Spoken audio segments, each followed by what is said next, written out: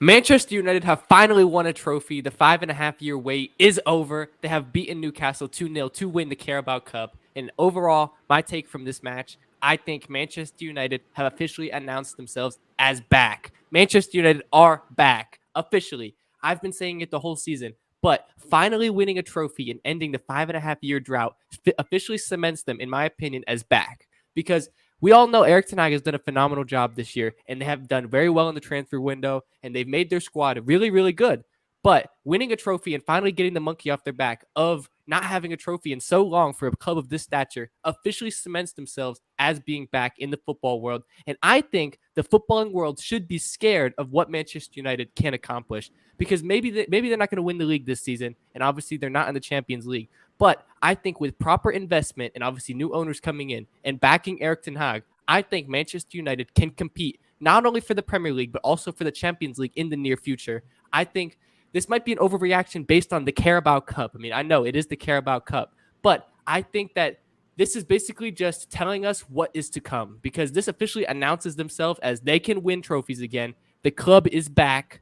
And I think this basically just wraps up what we already kind of knew about Manchester United, because we've known for a while now that they are officially back, but this officially just cements it in my book. So, I mean, overall from this match, I think, I mean, it's hard to come off of what happened against Barcelona and the high of that match and then come back on the weekend and play a cup final. I think it's very difficult to we've do seen that. two teams that have experienced that Champions League drought coming back on a short week and having to Exactly. play struggle. I think it's very difficult to come off of that high and then come play in a cup final. So I give Manchester United a lot of credit because they took care of business. They did what needed to be done. It wasn't the prettiest performance, but Casemiro, and then obviously it was a Rashford goal, but they marked it as an own goal. So I'll give Rashford the credit. It doesn't matter who scored it. Overall, Manchester United did what they needed to do, and I am very impressed with this performance, this result, but also Manchester United as a whole right now in this season. Eric Ten Hag has done a phenomenal job, but I'll pass it off to you and get your thoughts. What did you think of this? I think I echo a lot of things you said. I mean, Eric Ten Hag has done absolute wonders with this Manchester United core. I mean, he's brought in his guys. He's made a huge statements that he's going to do what he wants and what he thinks and implement his style of football. And I mean, that equates to winning. I mean, it's everything he's done from the start of this club. He's brought him back. They go into Europe, play a tough Barcelona team, a team that's vaulted to have one of the best defenses in the league, takes them apart, beats them, and then comes back on a short week. It's very difficult to do. Plays a very strong lineup against a Newcastle team that's still very good. I mean, very good. They've hit maybe a small patch. They've hit a bit of a wall, but I mean, there's still no slouch. This isn't a bottom table club, and they're able to beat them quite soundly in a tough game. Very ugly match. Not the prettiest thing to watch, but a win's a win. You take whatever silverware is available and you win. And I mean, this game mostly comes down to which one man, and that's Casemiro. I mean, this guy has fully started to I don't know if he's ever had to prove himself to anybody, maybe, but I mean, going into the Premier League and doing the exact same he's been doing his entire career, just a winner.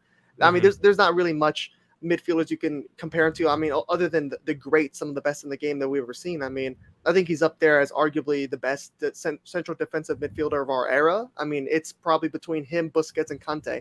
And I mean, he's always been a Madrid boy. This is his first season at United, but I always had him up there as, as good or better than Conte. I mean, he's just a winner. This guy can win you games. He's someone you want to have in your locker room. He brings the energy. He has this unnatural ability of rallying the fans. I mean, you see every chance he gets, he's yelling at the fans. Exactly. He's brought in an elite mentality to Manchester United. He's brought in the winning mentality he developed at Real Madrid. He's brought it to Manchester United, and I think that is why they have ultimately been transformed this season. But you can keep going. Yeah, he is the guy you get in your midfield to make your midfield, because I mean there's differences too.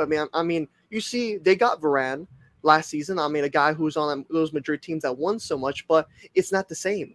Varane isn't vocal. He isn't really, I always saw him as the second fiddle to Sergio Ramos in those runs. But Casemiro is second fiddle to no one.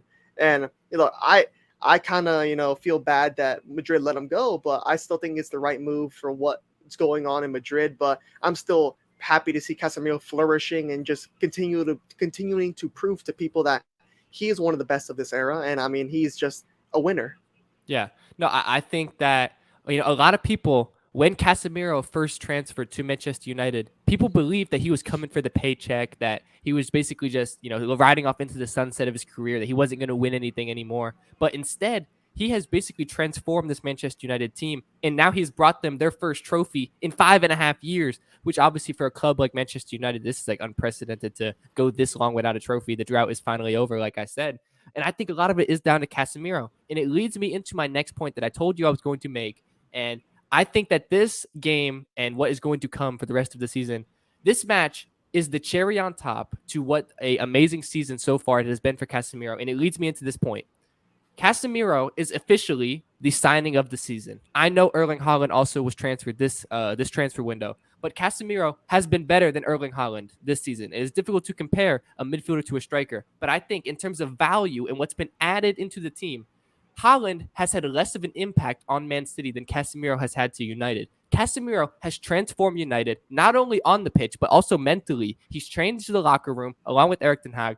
Casemiro, if you take Casemiro out of Manchester United, they basically look a shell of themselves. You put him back in the team, and this is what you see. You see utterly great performances. This is a big game player who steps up when it matters most. So I think even though Haaland has scored, 27 goals in the Premier League this year, putting up record-breaking numbers, I think Casemiro has been the better signing because of what he's brought to Manchester United, not only on the pitch, but off the pitch with the leadership as well.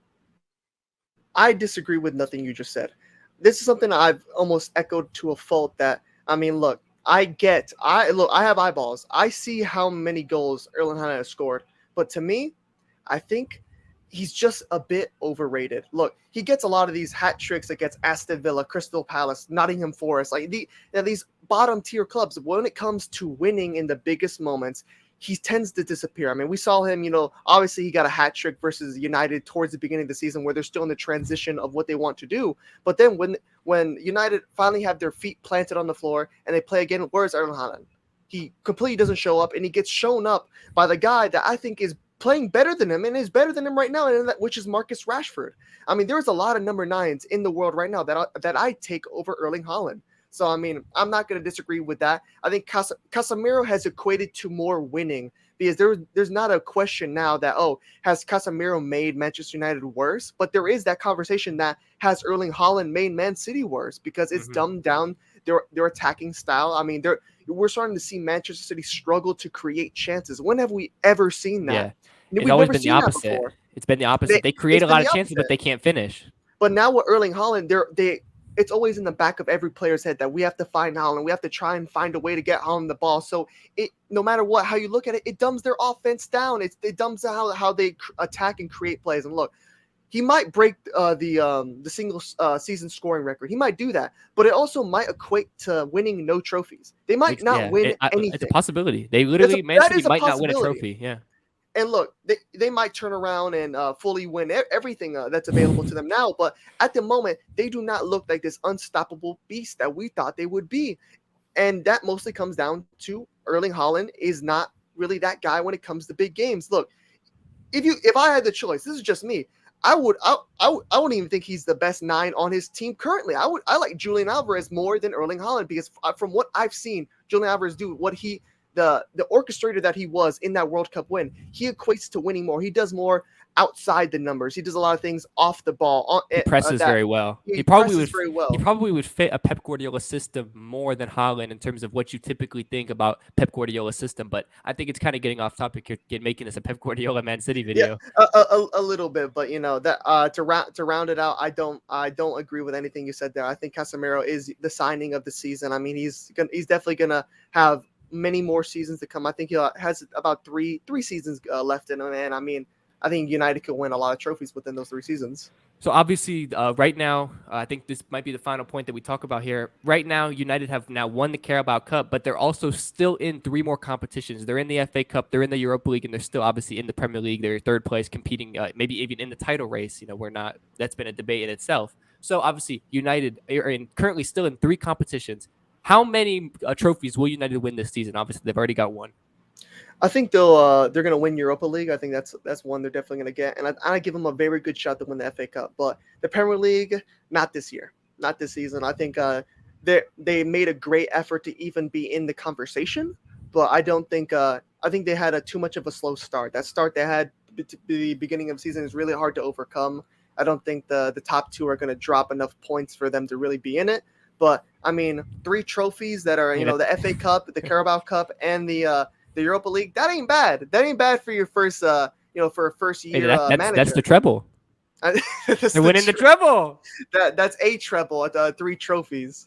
Yeah, I agree. I think that they also will win the Europa League, but if I had to put a number on it, I think they will win 2 trophies. Obviously, they've already won the Carabao Cup, and I think they will win one of either the FA Cup or the Europa League. I would be very impressed if they win both, but I think it would be difficult to win both. I think it's not impossible, but I would give them a shot to do it.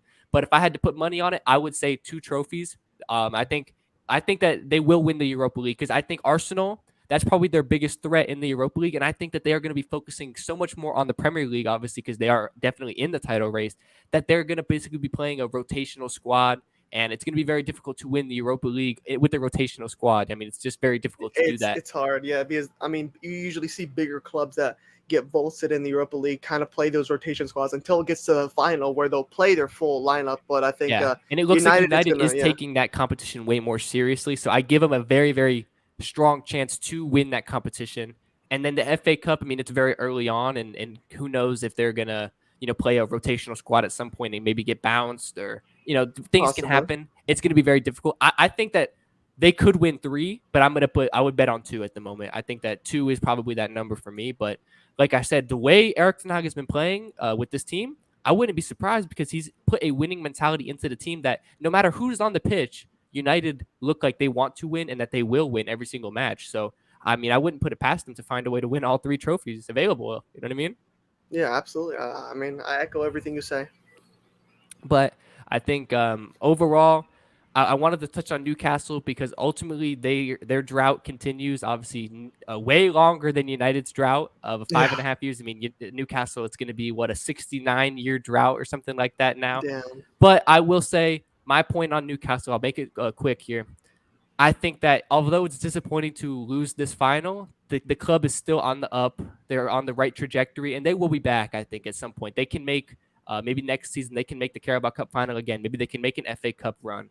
I think that Newcastle, they're gonna be okay. They're gonna be back. I think obviously they have the richest owner in the Premier League. As long as FFP doesn't come for them, I think that they can do very good things as a club. So if I was a Newcastle fan, I wouldn't be too worried about this. I think the fact that you're even here is a very good accomplishment. Yeah, I mean, to have the owners that they do, the fans have to know that they won't have to wait another 69 years to win a trophy. It's safe to say that. I mean, they're building something in Newcastle. It's going to take a couple seasons. They're not going to win right away, but I think no matter what, with that type of financial backing, you'll eventually be good. Maybe you take a chapter out of the City book or something and get some nice investing in there, pump up the numbers. But I think they'll definitely be back. I think we'll see them win something. Yeah, I agree with that. I think we will see them win a trophy, and it's not going to be a 69-year drought. But I think overall, the result we all expected happened, and it's officially over. We cannot banter Manchester United anymore. There's no more trophy drought. They officially won a trophy, so United fans, they can sleep happy tonight knowing that they won a trophy. But I think we can go ahead and wrap this one up unless you've got any final points. That's it from me. So subscribe to the channel. Let us know down below what y'all thought of this match. What do you think about Manchester United, Erik ten Hag? What do you think about Casemiro? Is he a better signing than Haaland? You need to let us know in the comments down below what you thought. But yeah, subscribe to the channel because we are on the road to 1,000. We're getting so close. We're literally less than 70 subscribers away. So just a little bit. Just hit the subscribe button down below and help us get there. But I think we can go ahead and wrap this one up. Yeah. I'm Zach. I'm G. And we'll see y'all next time for another video on the channel. Peace.